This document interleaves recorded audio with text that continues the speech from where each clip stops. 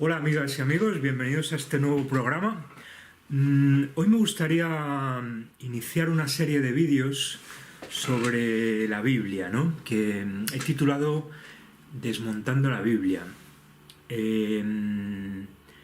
La idea básicamente es tratar de comprender algo así como un doble lenguaje, como un mensaje oculto que tenemos en la Biblia, ¿no?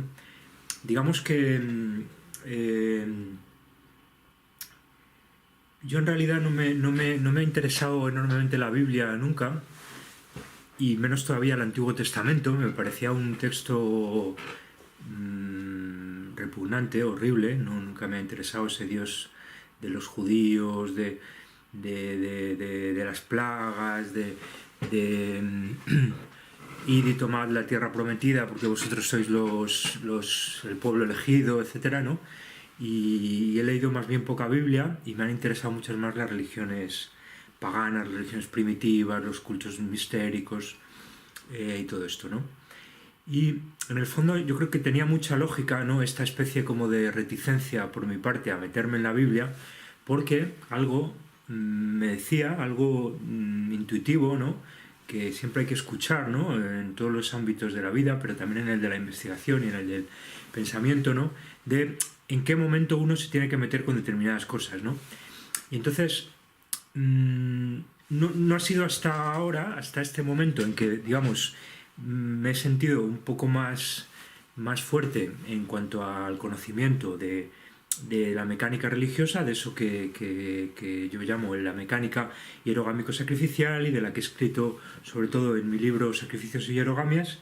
Entonces me siento un poco más fuerte. Siempre se puede, lógicamente, saber mucho más de todo, pero con un nivel básico para enfrentarme a los textos cristianos y tratar de leer ese doble lenguaje que yo creo que está implícito en realidad siempre en todos los textos religiosos, incluso en todo texto, ¿no? Porque incluso una ley no se puede leer sin esa especie como de no ley que incluye, ¿no? Es decir, la excepción que incorpora toda norma, etcétera, ¿no? Pero entonces, como digo, ahora es cuando me siento capaz de enfrentarme mínimamente a comprender ese doble lenguaje, ¿no? Porque hay que entender que todas estas grandes religiones de masas, ¿no?, como yo las llamo, judaísmo, cristianismo e islam fundamentalmente, por hablar de las que conocemos más en nuestro entorno occidental, son grandes religiones que las han construido,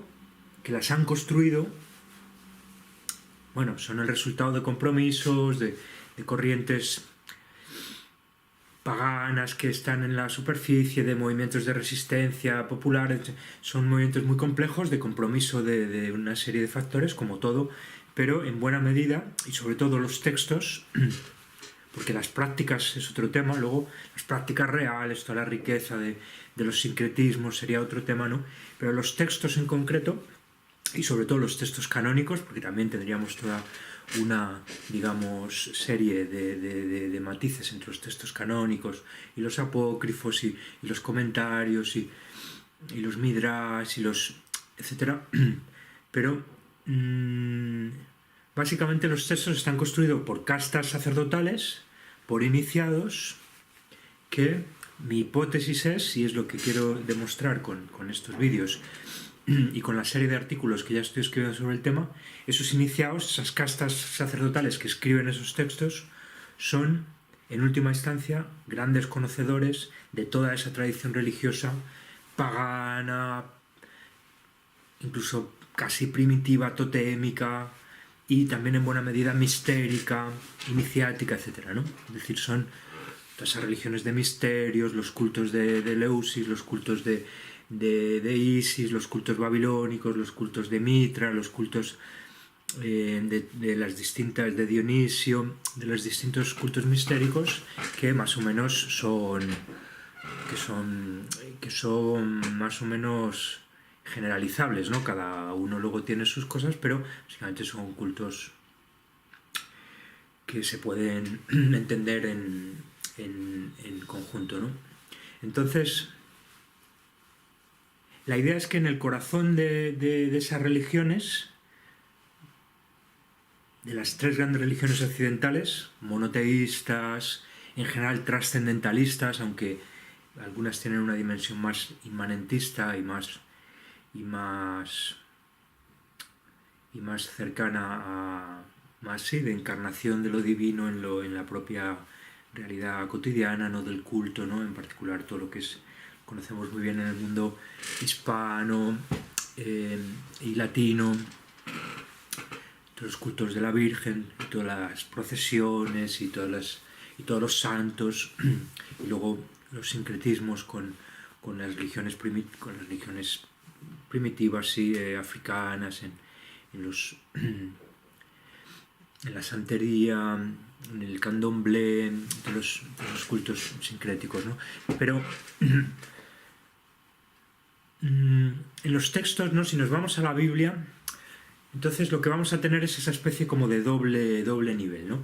Al nivel superficial nos van a hablar de una serie de personajes, nos van a hablar de Abraham, nos van a hablar de Sara, de Isaac, de Moisés, de Jesús, de Santa Ana, de la Virgen María, personajes más o menos reales, pero que en todo tipo son sobre todo 90% arquetipos, es decir, construcciones de estas castas sacerdotales en base ya a antiguos arquetipos, es decir, son modificaciones de arquetipos antiguos que son reconfiguradas, rediseñadas permanentemente para irlas ajustando a una determinada agenda de dominación político-religiosa, es así de sencillo, ¿no? Y de ingeniería social, ¿no? Y esto es muy interesante para comprender hasta qué punto hoy la ingeniería social sigue siendo en gran medida una empresa religioso-política, ¿no? Altamente cargada de todas esas dimensiones de lo religioso que ha habido siempre, ¿no? Y mediadas por todos esos personajes sagrados, semisagrados, heroicos, ¿no? Entonces,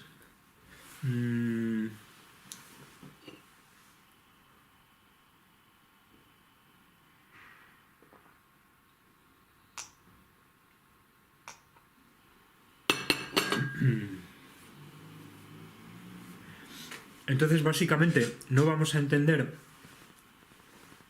los textos solamente a ese nivel. Es decir, tenemos ese nivel superficial que está expresamente diseñado y fabricado para que lo entienda el profano, para que lo entienda el profano, el no iniciado, el que no tiene una formación, el que entiende las cosas muy básicas de la vida profana, de la vida de las personas de su entorno, etcétera, ¿no?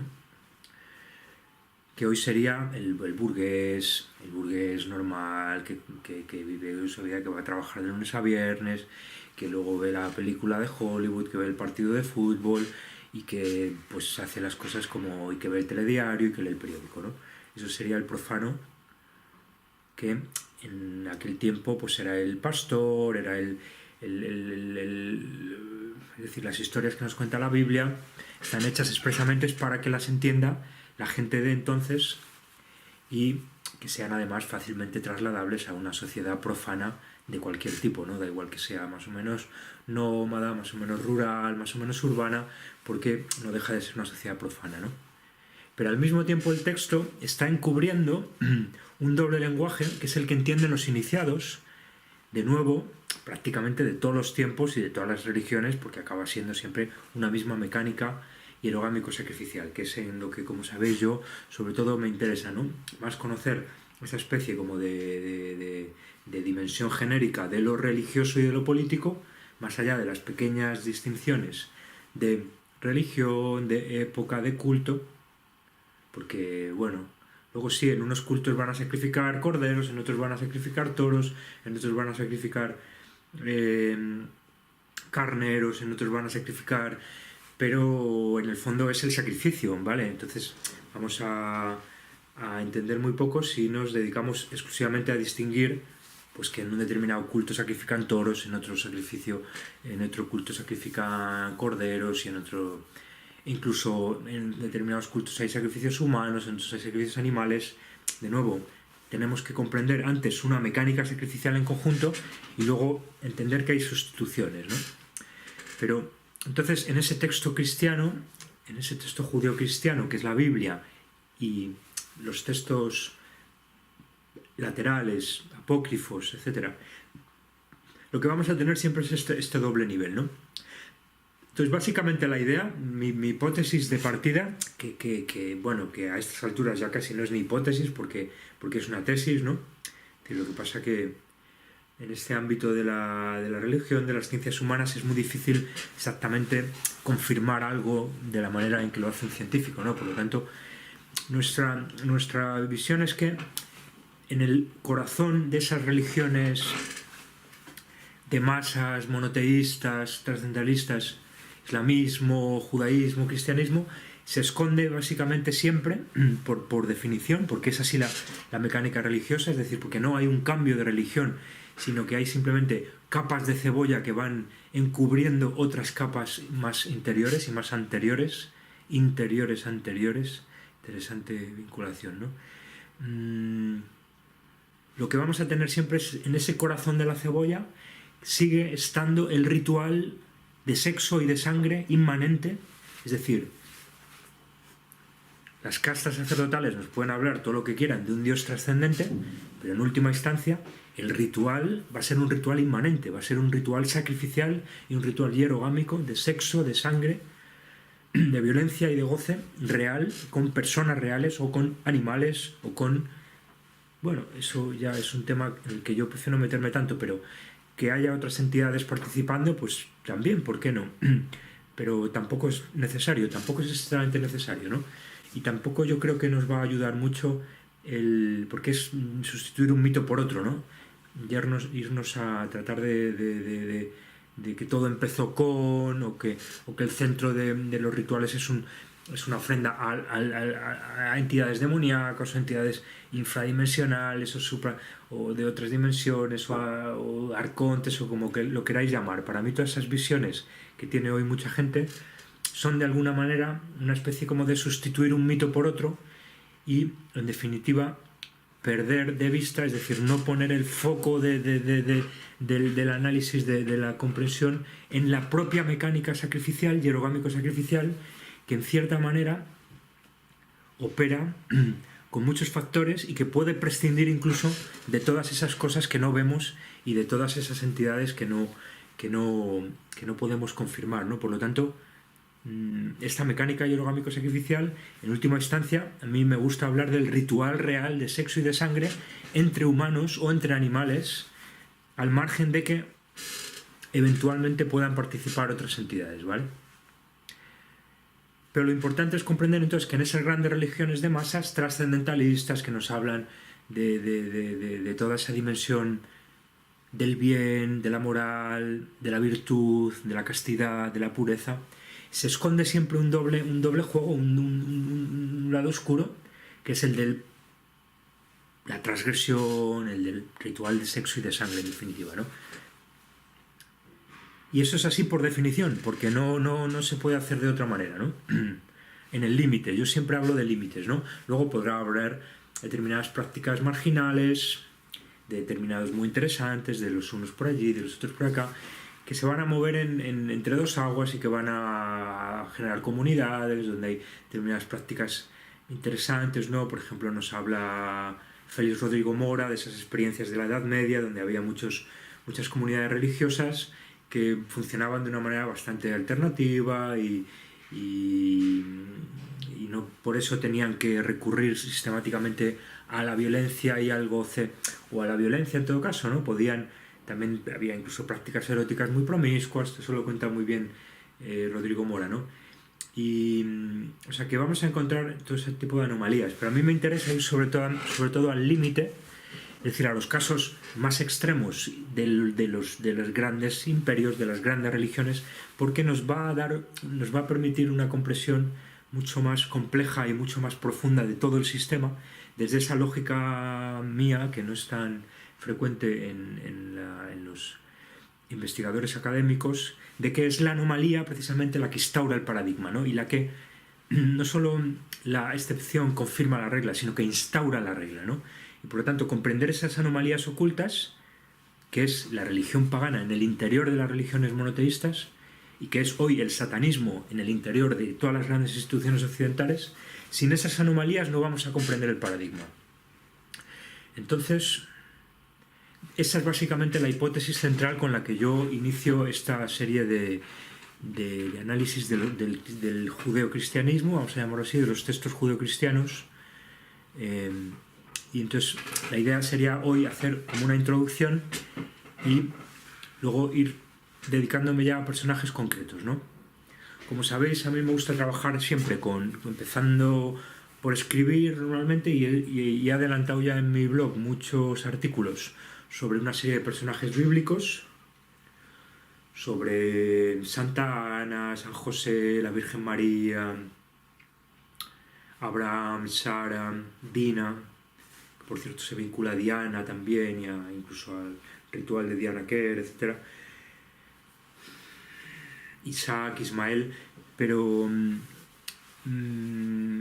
entonces podéis encontrar en los artículos ya esta información mucho más detallada, pero al mismo tiempo voy a intentar también irlos poniendo en el registro de vídeo, ¿no? Para, digamos, como siempre, llegar a más gente que también le puede interesar, bueno, que lee menos y que también es un registro interesante el vídeo, y también para pensar de otra manera, para pensar de una manera más fluida, conectando cosas, etcétera, ¿no? Otro de las claves con la que estoy, digamos, encarando esta serie es los programas de control mental. Es decir, esta es otra de las cosas que yo de alguna manera necesitaba conocer un poco más antes de enfrentarme a los textos judeocristianos, como os decía, ¿no? Es decir, había algo que me decía, ¿no? Esa intuición. Yo creo que el estómago es nuestro principal cerebro. Mi cerebro estomacal me decía que algo en los textos judeocristianos era hermético para mí, no me llegaba, no me permitía comprenderlo. Algo me estaban escondiendo, y, como digo, eso que nos están escondiendo esos textos, y sin lo que no vamos a comprender esa dimensión profunda, es el mecanismo hierogámico sacrificial, pero también es la programación mental mediante trauma, porque no deja de ser también una forma de mecánica hierogámico sacrificial, ¿no? Es decir, después de leer a Bryce Taylor, a Cathy O'Brien, después de ver los vídeos de Arizona Builder con David Icke, después de leer a Fritz Sprickmeyer, ¿no? Los linajes de los Illuminati, después de leer a James Casbolt, es decir, experiencias reales de mecha ultra, de esclavos mecha ultra, podemos comprender mucho mejor toda una serie de figuras bíblicas que en realidad son lo mismo, son programados mentales mediante trauma, es decir, son exactamente lo mismo.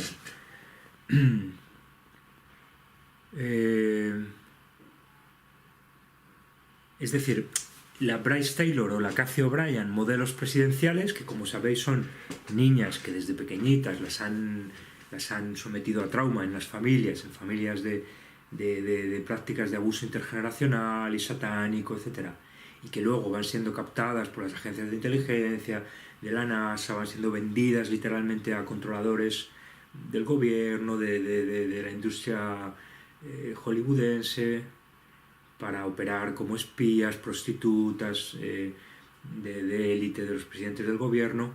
En realidad son como las grandes figuras bíblicas. Es que cuando leemos Santa Ana, la Virgen María, Dina, Sara, Rebeca, son las mismas, son exactamente lo mismo, solo que con un grado de sofisticación menor, ¿vale?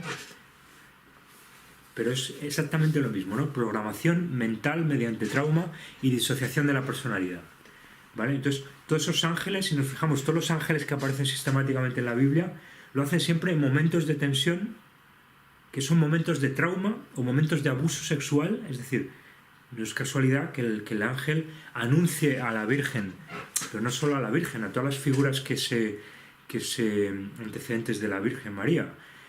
Pasa con Sara, pasa con Agar, pasa luego con Santana, que es una especie de figura, digamos, doble figura de la Virgen, ¿no? Como, digamos, prostituta sagrada y gran sacerdotisa, ¿no? Como dos niveles iniciáticos distintos de una misma mecánica, ¿no?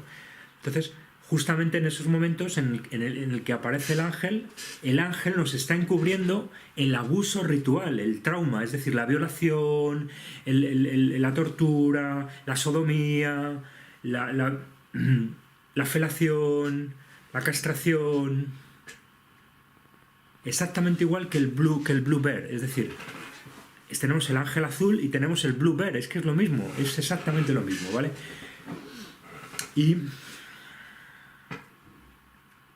lo mismo con todo, es decir, lo vamos a encontrar con hombres, con mujeres, lo vamos a encontrar a distintos niveles.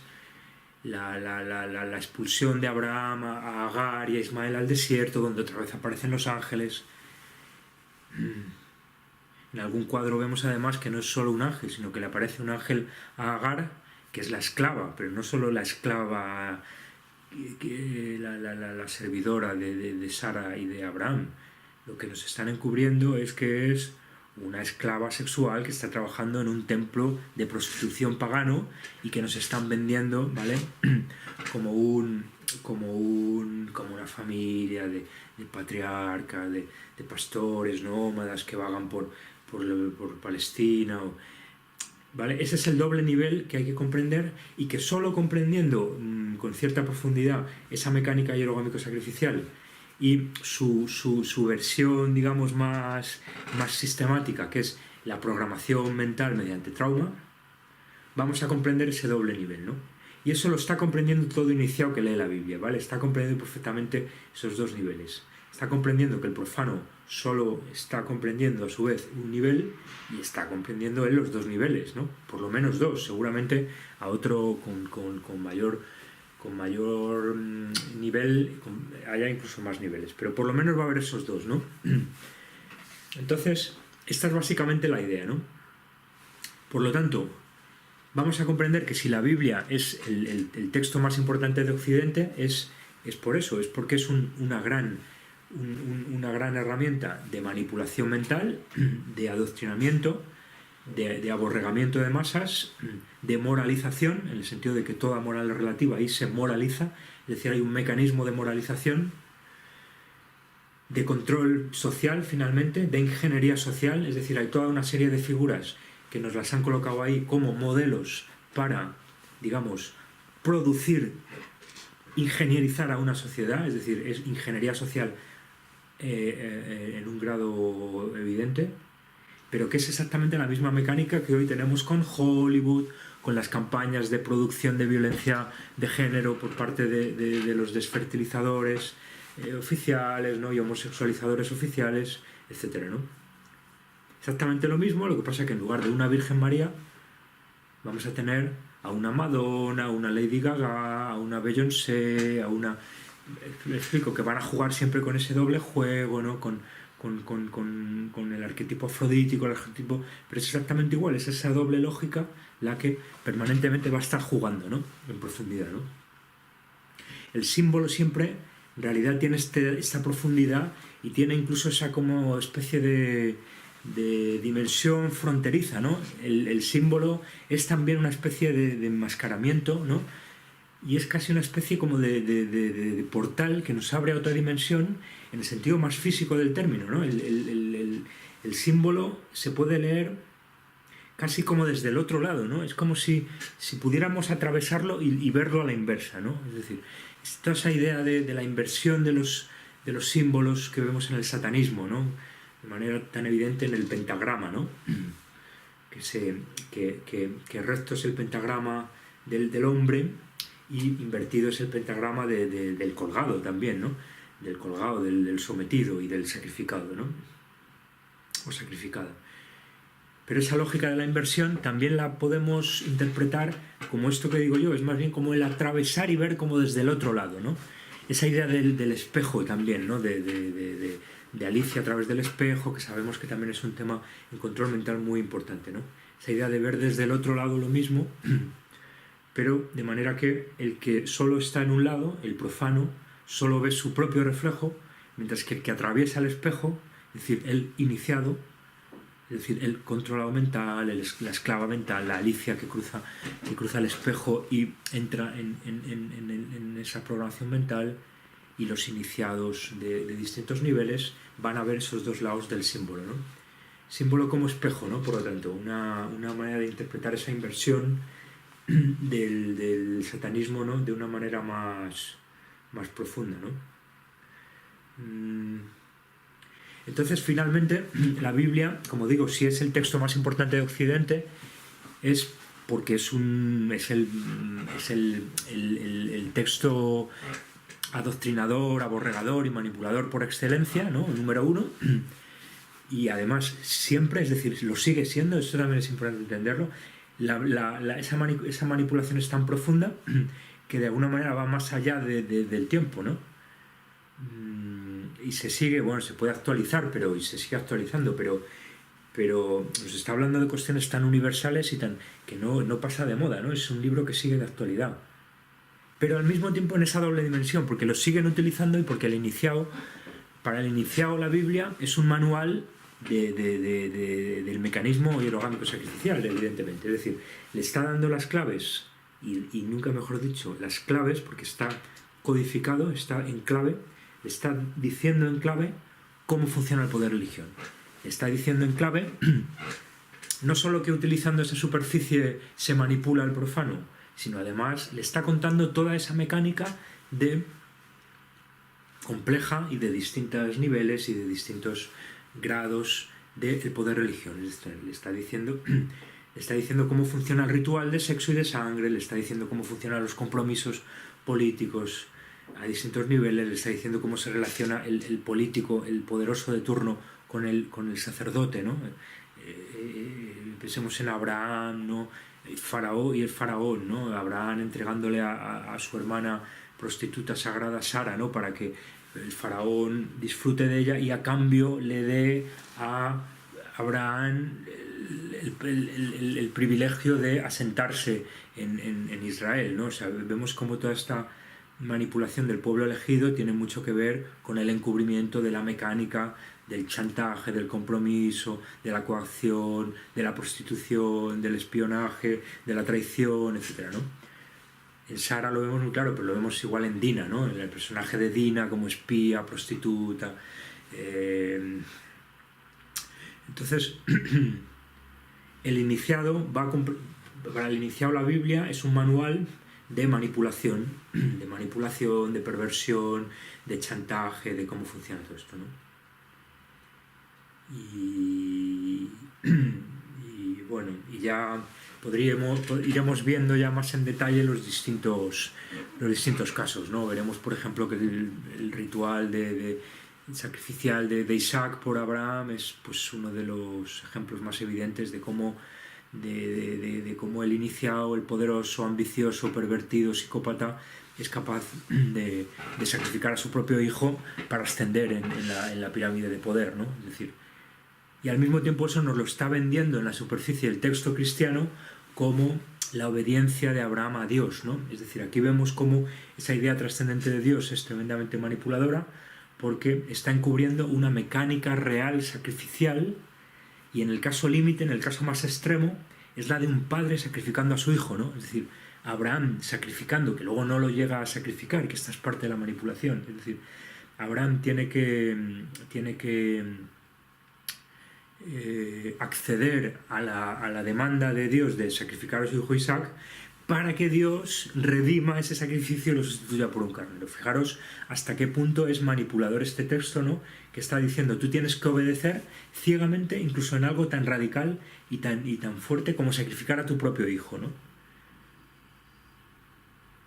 Pero esto al mismo tiempo, es decir, no solo es una metáfora, es que es una realidad, porque en las logias, en los altos niveles de las logias, Esta es la mecánica en última instancia. Este vender el alma al diablo, esa expresión, en definitiva, porque el Dios de Abraham es el diablo, es Satanás.